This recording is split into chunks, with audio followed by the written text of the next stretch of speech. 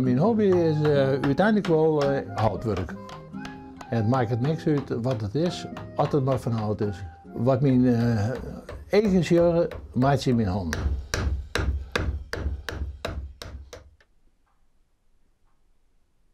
Nou, te volle op te nemen. Onder andere die boot, ik had een mooie boeier, een grote boeier had gebouwd.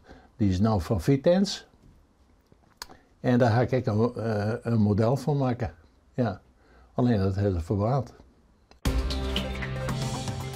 Modelskip de Catharina, wie het pronkstik van houtbewerker Henk Hergaarden.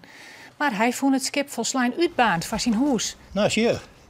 Henk Hergaarden had meer dan een Irma hertensiel bouwd om zijn mooiste pronkstikje, de Catharina.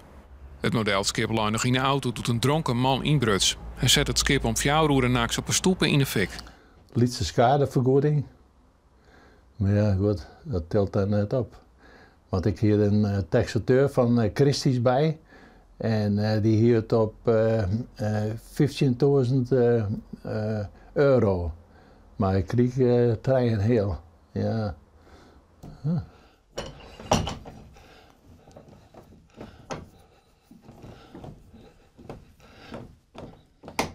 Hoeveel uren heb je al wel net in dit hok teruggebracht? Nou, dat is net te tellen. Dat is net te tellen, nee. Wat likken die hinders die in de kamer staan, hè? Die kook samenmaatje uit de hand. En ja, wel voor foto's en zo, en voorbeelden. Maar 54 woorden, ik geen kleer. En daar ben ik net bij me te komen, maar lekker baan of zo. Nee, ik ben helemaal geconcentreerd om dat hinder kleer te maken.